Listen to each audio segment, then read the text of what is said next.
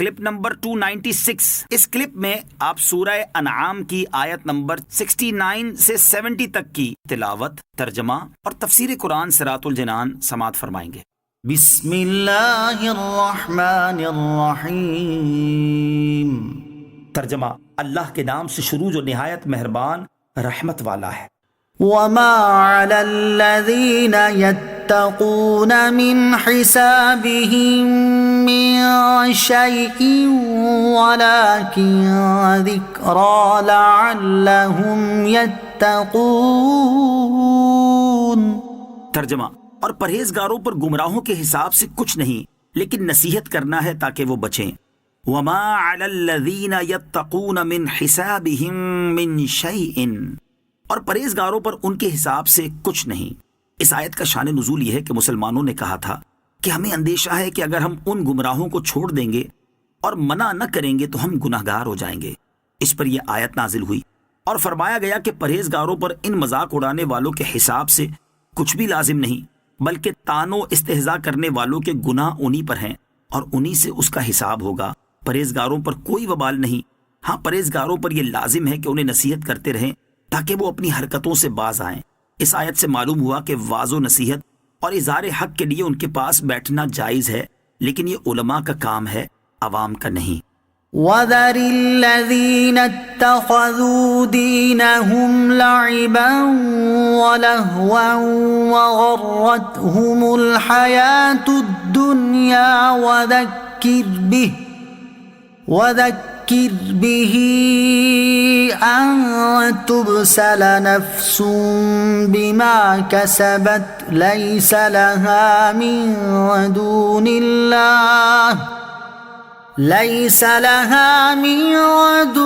اللَّهِ وَلِيٌّ وَلَا شَفِيعٌ وَإِن تَعْدِلْ كُلَّ عَدْلٍ لَّا يُؤْخَذْ مِنْهَا أُولَئِكَ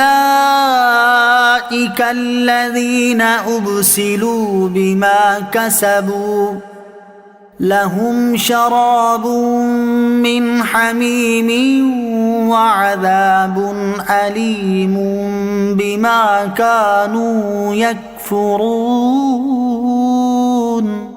ترجمہ: اور ان لوگوں کو چھوڑ دو جنہوں نے اپنا دین ہنسی مذاق اور کھیل بنا لیا اور جنہیں دنیا کی زندگی نے دھوکے میں ڈال دیا، اور قرآن کے ذریعے نصیحت کرو تاکہ کوئی جان اپنے اعمال کی وجہ سے ہلاکت کے سپرد نہ کر دی جائے۔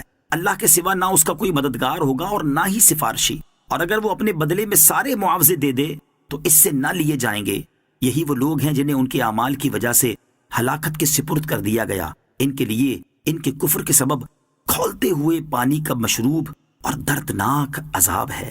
وَذَرِ الَّذِينَ اتَّخَذُوا دِينَهُمْ لَعِبًا وَلَهْوًا، اور ان لوگوں کو چھوڑ دو جنہوں نے اپنا دین ہنسی مذاق اور کھیل بنا لیا۔ ارشاد فرمایا کہ اے حبیب صلی اللہ تعالیٰ علیہ وآلہ وسلم، آپ ان لوگوں سے معاشرتی تعلقات اور میل جول چھوڑ دیں جنہوں نے اپنے دین کو ہنسی مذاق اور کھیل بنا لیا، اور اس کی وجہ یہ ہے کہ انہیں دنیا کی زندگی نے دھوکے میں ڈال دیا اور اس کی محبت ان کے دلوں پر غالب آ گئی۔ اور اے حبیب صلی اللہ تعالیٰ علیہ وآلہ وسلم، آپ قرآن کے ذریعے انہیں نصیحت کریں تاکہ کوئی جان اپنے دنیاوی برے اعمال کی وجہ سے آخرت میں ثواب سے محروم اور ہلاکت کے سپرد نہ کر دی جائے۔ قیامت کے دن اللہ تعالیٰ کے سوا نہ اس ہلاک ہونے والے کا کوئی مددگار ہوگا اور نہ ہی سفارشی، اور اگر وہ پکڑے جانے والا شخص اپنے عذاب سے چھٹکارے کے بدلے میں سارے معاوضے دے دے تو وہ اس سے نہ لیے جائیں گے۔ یہی وہ لوگ ہیں جنہیں ان کے اعمال کی وجہ سے ہلاکت کے سپرد کر دیا گیا، اور ان کے لیے ان کے کفر کے سبب کھولتے ہوئے پانی کا مشروب اور دردناک عذاب ہے۔ گناہوں پر اصرار حالت کفر میں موت کا سبب بن سکتا ہے۔ علامہ اسماعیل حقی رحمۃ اللہ تعالی اس آیت کے تحت فرماتے ہیں، یاد رکھیں کہ جس طرح اللہ تعالیٰ کی آیتوں کا انکار کرنا اور ان کا مذاق اڑانا کفر ہے، اور کفر کی سزا جہنم کا دائمی دردناک عذاب ہے، اسی طرح کسی مسلمان کا گناہوں پر اصرار کرنا بھی ایسا عمل ہے جس سے اس کی موت کفر کی حالت میں ہو سکتی ہے۔ حضرت ابو اسحاق فزاری رحمۃ اللہ تعالی علیہ فرماتے ہیں، ایک شخص اکثر ہمارے پاس بیٹھا کرتا اور اپنا آدھا چہرہ ڈھانپ کر رکھتا تھا۔ ایک دن میں نے اس سے کہا کہ تم ہمارے پاس بکثرت بیٹھتے ہو اور اپنا آدھا چہرہ ڈھانپ کر رکھتے ہو، مجھے اس کی وجہ بتاؤ۔ اس نے کہا میں کفن چور تھا، ایک دن ایک عورت کو دفن کیا گیا تو میں اس کی قبر پر آیا، جب میں نے اس کی قبر کھود کر اس کے کفن کو کھینچا تو اس نے ہاتھ اٹھا کر میرے چہرے پر تھپڑ مار دیا۔ پھر اس شخص نے اپنا چہرہ دکھایا تو اس پر 5 انگلیوں کے نشان تھے۔ میں نے اس سے کہا کہ اس کے بعد کیا ہوا؟ اس نے کہا پھر میں نے اس کا کفن چھوڑ دیا اور قبر بند کر کے اس پر مٹی ڈال دی، اور میں نے دل میں پختہ ارادہ کر لیا کہ جب تک زندہ رہوں گا کسی کی قبر نہیں کھودوں گا۔ حضرت ابو اسحاق فزاری رحمۃ اللہ تعالی علیہ فرماتے ہیں میں نے یہ واقعہ امام اوزاعی رحمۃ اللہ تعالی علیہ کو لکھ کر بھیجا تو انہوں نے مجھے لکھا کہ اس سے پوچھو جن مسلمانوں کا انتقال ہوا کیا ان کا چہرہ قبلے کی طرف تھا؟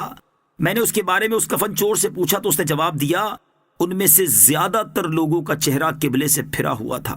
میں نے اس کا جواب امام اوزاعی رحمۃ اللہ تعالی علیہ کو لکھ کر بھیجا تو انہوں نے مجھے تحریر بھیجی جس پر 3 مرتبہ انا للہ و انا الیہ راجعون لکھا ہوا تھا، اور ساتھ میں یہ تحریر تھا جس کا چہرہ قبلے سے پھرا ہوا تھا اس کی موت دین اسلام پر نہیں ہوئی، تم اللہ تعالیٰ سے اس کے عفو، مغفرت اور اس کی رضا طلب